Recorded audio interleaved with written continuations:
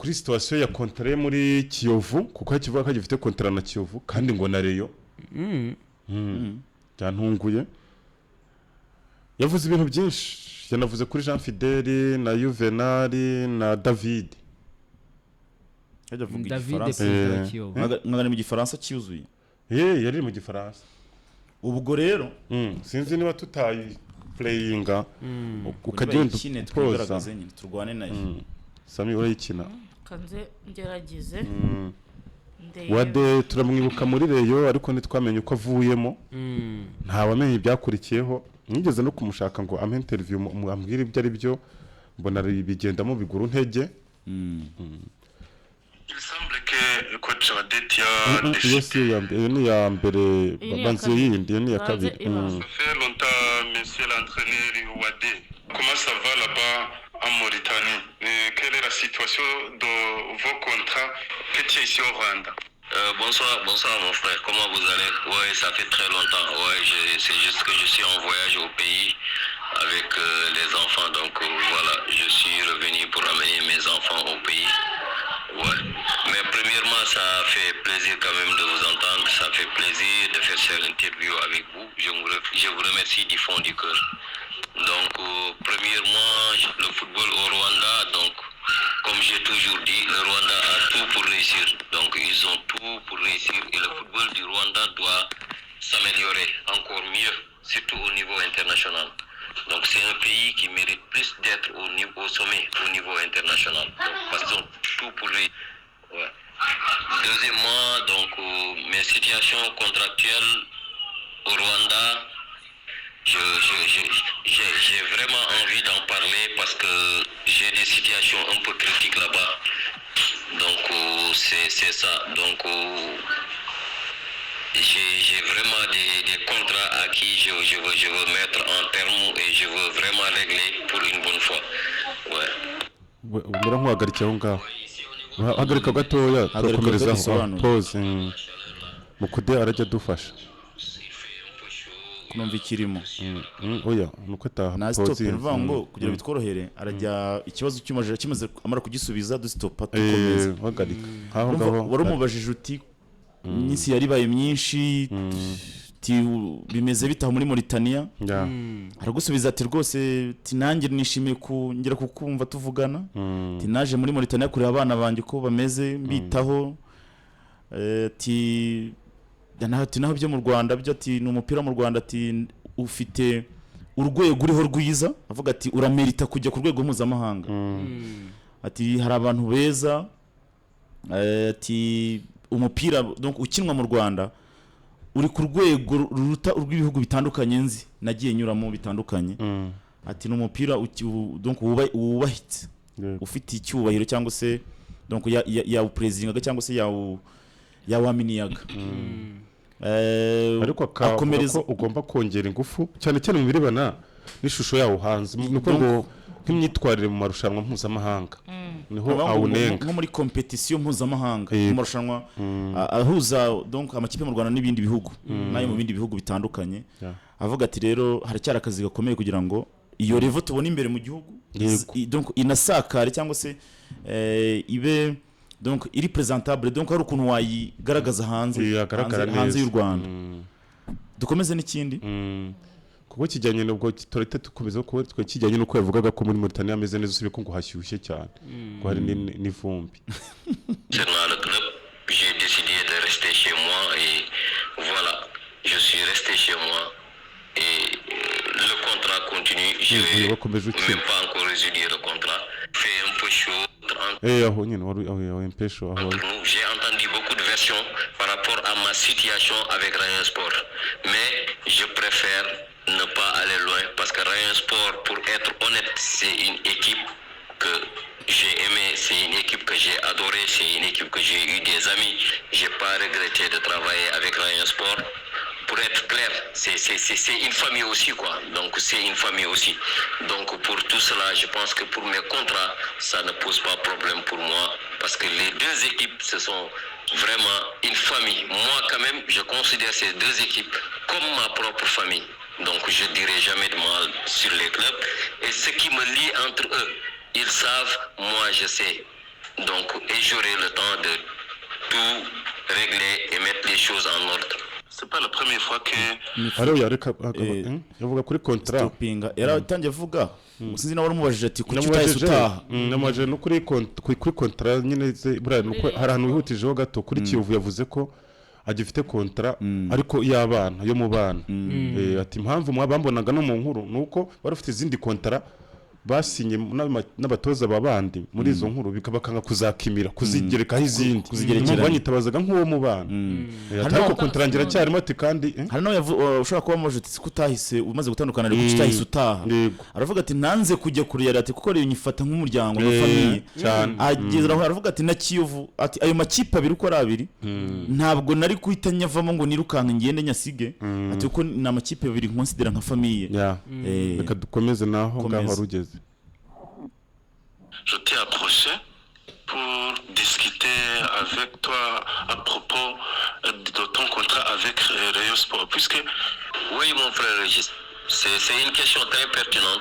C'est une question très pertinente. Oui, c'est ce que je te dis, j'ai été clair et net avec vous. Donc, j'ai entendu plein de versions, même il paraît que certains des nouveaux dirigeants, ils ont fait une émission à la télé comme quoi que Rayon Sport ne doit rien du tout. Et c'est leur parole. C'est leur parole à eux. Parce que lorsque j'étais à Rayon Sport, ils n'étaient pas là. Donc Rayon Sport me doit de l'argent. Moi, Rayon Sport me doit quelque chose, honnêtement. Rayon Sport me doit quelque chose. Et eux, ils savent et moi, je sais. Donc, et quand ils continuent, et moi j'ai tout ce qu'il faut, j'ai tous les papiers et documents qu'il faut. Certes que je prends l'équipe comme ma famille, mais eux, ils ne me considèrent pas comme l'un de leurs. Et s'ils continuent à faire des choses, moi, j'ai jamais demandé mon argent, je les ai jamais fatigués, je suis dans mon coin. Eux aussi, ils n'ont qu'à rester dans leur coin, comme ma famille. On reste une famille. Mais s'ils continuent à aller à la radio, avoir des journalistes pour parler de ma situation avec Rayon Sport, moi je vais réagir à la minute et on ira là où on peut nous séparer, moi et le club. Et moi je ne veux pas arriver là-bas parce que c'est une famille. Donc que chacun reste calme dans son coin. Moi j'ai pas de problème avec Rayon Sport, c'est ma famille. Donc, mais s'ils veulent aussi qu'on aille autre chose, on peut aller loin, moi et Rayon Sport. Ce qui est entre nous, c'est pas important pour moi. Autre chose, c'est pour cela que je ne veux pas aller loin. Parce que demain ou après-demain, moi, c'est une équipe que j'aime, c'est une équipe que j'adore.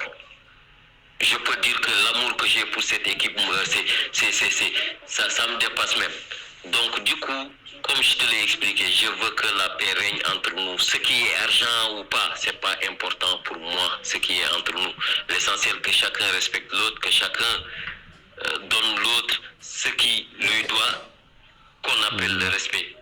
Et demain ou après-demain, si je dois travailler à Rayon Sport, je vais travailler à Rayon Sport. Si je ne dois pas travailler à Rayon Sport, je ne vais pas travailler à Rayon Sport.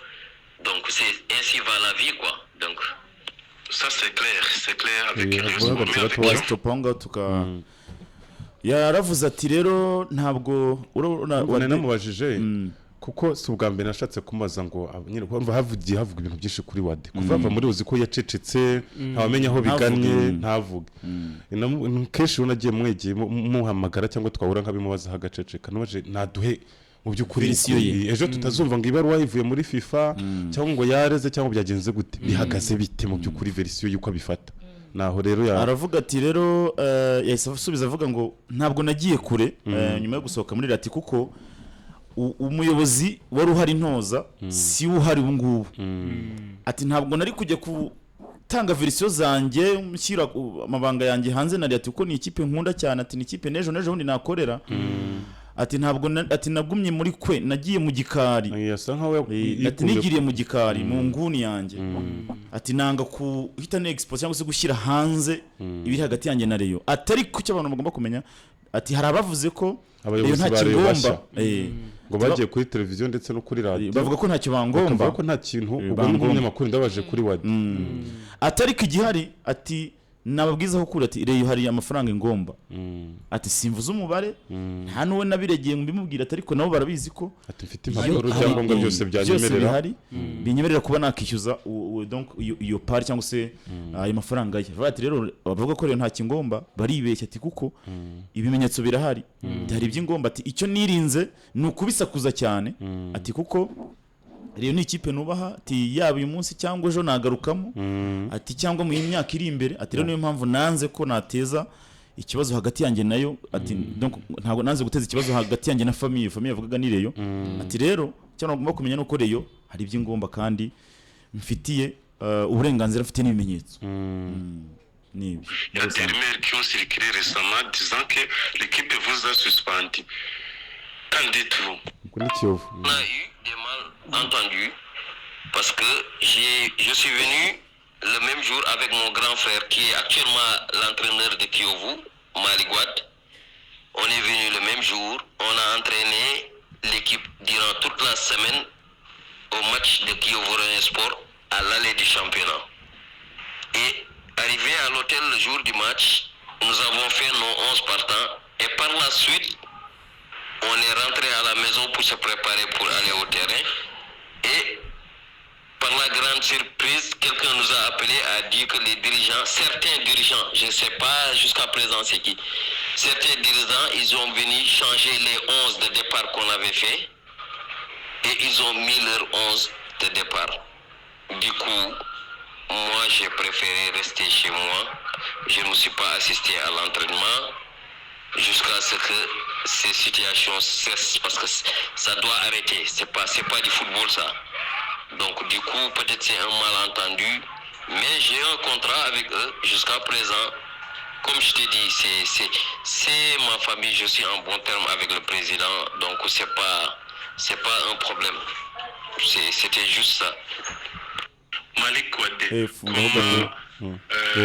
hagarika ngo bamaje Kiyovu byagenze bite ko hari n'ibyavuzwe ko waba warahagaritse aravuga ati giye rero ngari kumwe na mukuru we Malick Wade bateguye ikipe bagomba guhura n'ikipe ya Reyo zina mwabyumvise bati twagomba guhura n'ikipe ya Reyo dutegura ikipe icyumweru cyose bategura ikipe bagomba gukina na Reyo mu ubanza muri championnat ati twateguye ikipe icyumweru cyose tugomba guhura na Rayon Sport bakorana 11 rwose bakora 11 bagomba kubanza tujya mu rugo gutegura kugira ngo tuzajye kuri match ati umukino wenda kuba abayobozi barabahamagaye baravuga ati murihe bakiyovu ngo barabahamagaye ati murihe ati yego ati muze mutwereke ibyo mwateguye babereka 11 abayobozi barayihindura barayihinduye bati izo changer le 11 partant bati barahindura byose bati bamaze kuyihindura ati nge nahise mo kwigumira mu rugo ntuko nabonye ntakiri umukozo ati nge nahise mo kwigumira mu rugo atariko icy'ingenzi gihari nuko mfite contrat nawe ati kandi je suis en bon terme avec le président ati président w'ikipe turavugana neza nta kibazo turavugana turi en contact nta kibazo gihari ati contrat ndifite ati kugeza n'ubu ndacyari nayo ubwo sinzi ubwo niba yaranze kujya gutoza iyo match ntibizagaragara nkaho yataye job Kiyovu ikaba yamugarika yigeze kumwandikira ko yataye akazi Kiyovu yigeze kumwandikira ko yataye akazi sibyo se navugaga ariko urumva baruga ati komeza ahubwo arita akusobanura icyo ki aravuga ati rero nahisemo kwigendera ati nanze kuvangirwa ubwo amenye ibanga niba barateguye match ya Reyo bagahindura bagapanga 11 bakanabategura umwe mu bayobozi abikibanga akavuga ko atari bo baza gukina ko agakora inapuye bariye bingahe bariye bine kimwe cya Musengo Tansel bine kimwe ariko nubwo aho ngaho yakoze d'entraîneurs internationaux qui ont passé ici au Rwanda critiquent la façon pour laquelle les dirigeants des clubs s'ingèrent dans leur direction, je dirais, technique du match, d'entraînement des joueurs. Moi, en tant que coach Mohamed Wade, je vous dis, moi qui a fait plus de 2 ans et quelques mois au Rwanda, je connais très bien le football rwandais. Et ils ont raison de le dire. Parce que tant qu'au Rwanda, certains dirigeants, je vais être clair, certains dirigeants se mêle du côté technique d'un entraîneur, le football ne va jamais avancer. Le football ne va jamais avancer, cela veut dire que ça ne va pas avancer au niveau international. Il y a ce qu'on appelle technique, ce qu'on appelle gérance de direction. Et chacun doit gérer de son côté. J'avais ce même problème-là un peu avec Rayon Sport. Je ne vais pas citer ce nom, certains qui essayent de se mêler sur les 11 partants, ce que je dois faire, à qui je dois mettre dans la liste, alors que ce n'est pas comme ça le football. Le football, chacun a son travail. Et la plupart des dirigeants au Rwanda, ils sont... Bon, en fait, les gens à qui j'ai côtoyé, pour être honnête, donc ils se mêlent toujours du côté technique de l'entraîneur, alors que ça ne fait pas avancer le football de nos jours. Donc un entraîneur, il faut le laisser travailler avec la tête, avec ses idées, avec sa propre décision. Et s'il y a échec, il sera le seul responsable. Mais je pense que certains aussi, ils le font pour te pousser à l'échec, pour te renvoyer. S'ils ne veulent pas de toi, ils te font prendre des décisions. C'est le système. Ils te font prendre des décisions qui ne sont pas bonnes pour te faire renvoyer ou bien pour te faire entrer un malentendu entre toi et les fans. Je pense que c'est ce système-là. Regis yaramubaje ati yabigendeye kuri cya kintu kuko yavuye muri kiyo navo ngo yaretse kujya ku kazi kuko bamuvangiye bakazana abakinnyi batapanze mubwira ko ariko n'ubundi n'abandi batoza benshi banyuze hano bakunda guhura n'icyo kibazo bakakinenga warabivuga hiki. Regis yaramubaje ati nk'umutoza mpuzamahanga wabaye mu Rwanda niki wavuga wakritika ku kijyanye no kuba abayobozi b'amakipe binjira muri tekinisite y'ikipe nakita nko kuvangira abatoza mu mikorere abivuze wadahubwo ndamwemeye ni umudiplomate kuko asubizanya diplomasi iteye ubwoba bigaragaza ko ashobora no kuba afite n'amakontakiti ashobora kuzabonamo n'akazi.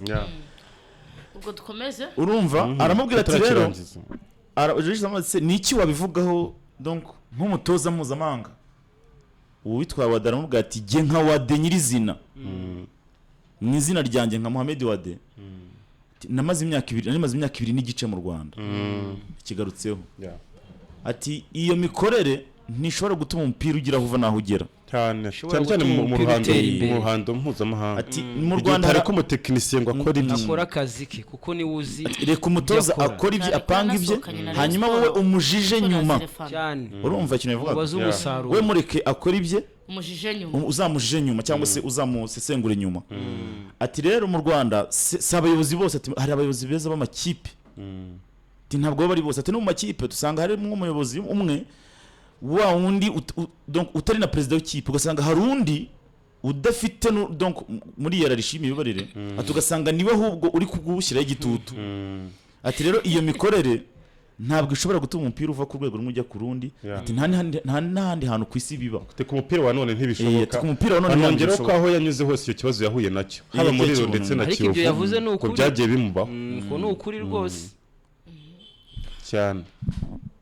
ubwo rero ahubwo harakandi buhagaritse gatoya hari kandi kantu yasorejeho avuga ati we abibona nka kimwe ati kuko umutoza utamuretse ngatoza uzamubaza umusaruro ati hari ababikora akaza kuguhindurira lineup kugira ngo akugonganishe n'abafana bakwange abone uko bakwirukana leta no kugushakaho impamvu n'ubundi n'ibyo tinama yo kugushakaho impamvu kugira ngo bakwirukane.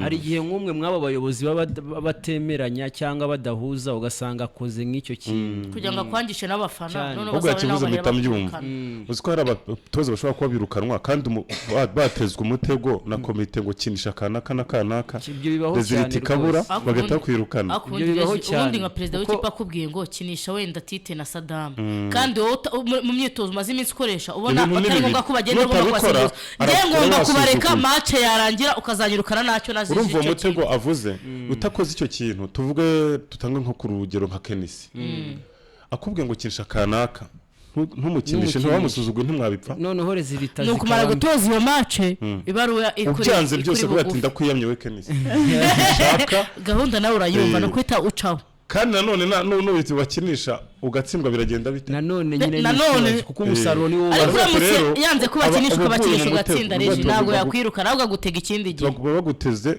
bakugushije mu mutego None Oya, se Regi? nta kindi gihe niyo watsinda buryo wamusuzuguye nabwo hari kurabifata none se abigira Regi, icyo intandaro yo kintu kiba ku kuguhagarika. batoza benshi ubwo igisubizo ni iki we yavuze ko ari ukubireka kuko nibyo byatuma umupira wacu ngo mu gihe utera cya imbere none cyangwa ugira aho ugera Eh, ariko ikindi kintu reji nk'ubu ngubu nk'umutoza bamubwiye ngo kinisha runaka aho kugira ngo usuzugura ubuyobozi kandi aribwo bwagoye akazi akenshi mujya mubibona hari igihe abatoza banga kuza gutoza izo mace akihagara akabyihorera ubwo ni nk'uko wadi yagumye mu rugo rero ukigumira mu rugo wenda igihe cyazagera mu itangazamakuru ikubajije ngo ese kutatoje iyi mace Akazavuga kandi impamvu utarwaye nta nyuma kibazo wenda ufite bitewe byagenze ute n'ibyamugendekeye muri akazayivuga Kiyovu. nyuma nk'uku nguku kwa twabivuze wadi byarangiye ariko kera wade nanjye ndamutinye cyane ni umuntu w'umugabo uburyo Afite ukuri. asubizamo uburyo yanitwaye mu n'utuntu ikipe nyine ebyiri ukora dusubiza yabayemo neza ni umuntu ibibazo ubona ajya yuko ahura muri ayo yabashije makipe nka kwihangana. Kiyovu na Rayon kandi zose akakubwira ko nta gahunda afite yo kuzirega Cyane. ati gusa nibakomeza kujya bampara bikavuga ko ntacyo bangomba n'iki nibwo nzegura impapuro tukagenda Ariko bande. yababereye umwana mu rugo rwose Yeah. by'amafaranga ntacyo de la grande famille du football ici au Rwanda. Alors, quelles sont tes ambitions pour l'année prochaine, la saison à venir? Bon, en fait, c'est pas le fait de faire partir de la grande famille du football rwandais, du football rwandais autant pour moi. C'est le fait de faire partie, d'être un Rwandais moi-même. Parce que, quoi qu'on puisse dire, malgré ce que j'ai vécu là-bas, j'aime ce pays, j'ai adoré ce pays. C'est pour cela que j'ai fait venir ma famille, mes enfants et tout, pour étudier au Rwanda. Malgré tout. Je ne sais pas, c'est Dieu qui l'a fait sur moi. Je ne sais pas comment j'ai pu adorer ce pays, comment j'ai pu aimer ce pays. Et je me sens comme un Rwandais. Donc, je me sens en sécurité, je me sens très très bien dans ce pays. Donc, et pour l'année prochaine, je suis en train de cibler et vraiment, je veux vraiment trouver un point de chute, travailler avec un grand club ou travailler même avec un club où je pourrais même faire un point de départ. Donc je suis prêt à le faire. Donc, parce que c'est un pays où j'ai décidé de vivre et où j'ai décidé de rester là-bas. Donc je suis en train de chercher pour avoir un club le plus rapidement possible pour l'année prochaine et venir continuer mon travail et rester dans le pays que j'aime. Parce que ça, je ne peux pas dire le contraire. Quelles sont les personnes dans ce football que tu as eu de bonnes relations? Après, tu nous parles de ta relation avec Jean Fidèle, qui était président de Rayon Sport quand tu es arrivé ici au Rwanda, et de Juvenal, puisque je vous ai vu maintes fois en train de discuter le football. Il paraît que vous êtes très proches. Ah, merci beaucoup mon frère de m'avoir posé cette question, que j'ai toujours voulu parler de ça. Donc, concernant Jean Fidèle, vraiment, comme j'ai toujours dit, moi, je dis pas quelque chose et je dis le contraire. Et je dis le contraire. Jean Fidèle, c'est quelqu'un qui ne doit pas travailler dans le football parce que le football, c'est un milieu malhonnête. Le football, c'est un milieu d'hypocrite. Et lui, Jean Fidèle, il n'est pas fait pour le football. Lui, c'est un prêtre, comme j'ai toujours dit. C'est un prêtre, lui. Donc c'est quelqu'un de bien, c'est un ange lui, c'est quelqu'un de bien, de calme, de positif, et c'est quelqu'un à qui je vais mourir à continuer à le remercier pour tout ce qu'il a fait pour moi. Donc vraiment c'est quelqu'un d'extraordinaire. Oui. Concernant l'autre personne que vous avez citée, M. Juvenal, vraiment, j'ai vécu des moments très très difficiles au Rwanda et la seule personne que je voyais c'était M. Juvenal. Donc vraiment, et si j'ai côtoyé un dirigeant de football, un vrai dirigeant de football qui sait comment faire, qui sait garder un joueur, qui sait parler avec un entraîneur, qui sait vraiment qui connaît très bien la gestion du sport d'un club de football, vraiment c'est M. Juvenal. Ça, je le dis honnêtement, malgré tout, malgré qu'il y a des malentendus entre nous quelquefois, mais c'est la vie. Mais à personne de Juvenal, c'est une très bonne personne, c'est un bon dirigeant de football, très ambitieux, très intelligent, qui a des idées vraiment qui peut pousser le Rwanda à aller au sommet. C'est quelqu'un qui vise loin. Vraiment, c'est quelqu'un de bien que je salue au passage lui-même. On se rapproche de la fin de cette interview.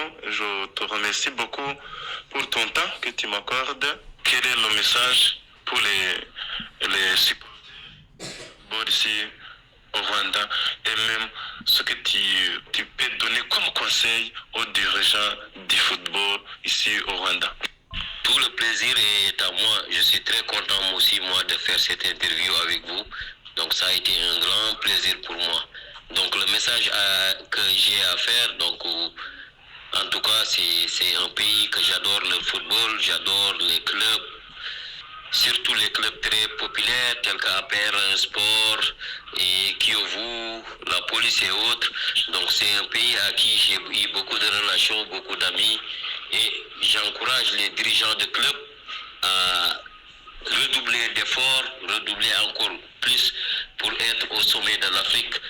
Des clubs comme APR qui a tout le temps représenté le Rwanda, donc j'invite les dirigeants de l'APR qui ont les possibilités et je sais que cette équipe a le pouvoir, a la possibilité d'être au sommet de l'Afrique.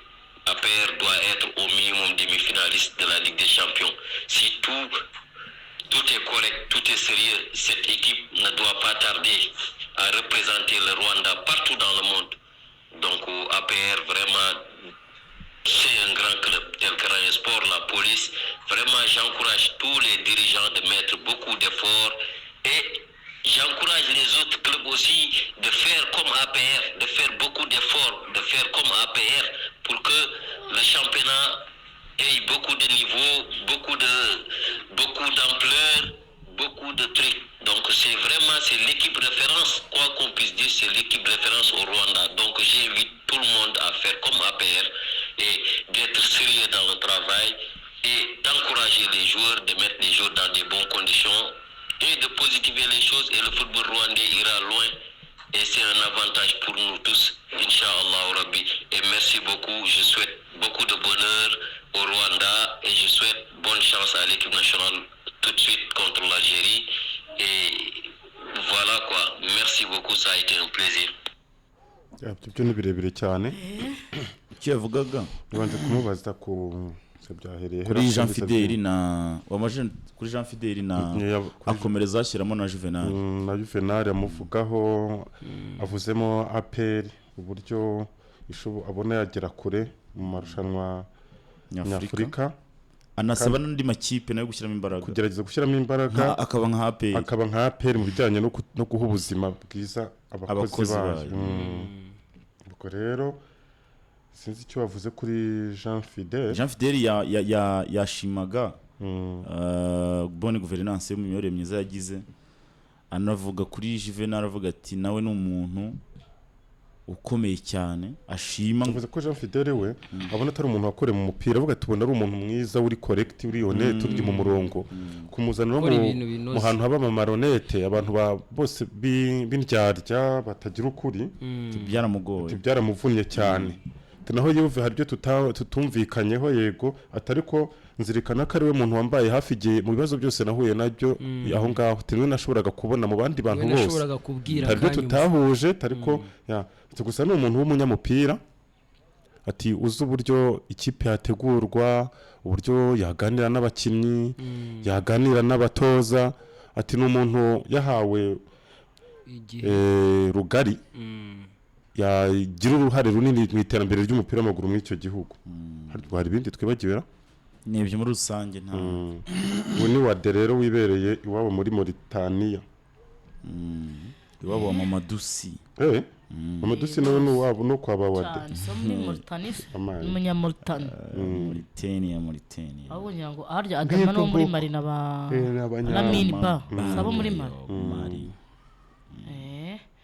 Ubwo rero uwo ni Mohamed Wade watoje ikipe ya Rayon Sport, yazanwe rwose n'umutoza Zerefani Yamini Zerefani cyane igihe rero siporo ikina amatsinda ishaka ijya muri Confederation Cup se kubwa Jean Fideli bakira Bengazi Kigali kabasezera so twatozwa na Yamini Zerefani n'uyu mutoza yari yungirije Zerefani ubwo rero uwo niwe ubwo se tugiye kujyana n'abafatanyabikorwa tukakira Taifa ego tujyanye na Kai Group Limited ya ibazana Standard Gypsum mu Mutasa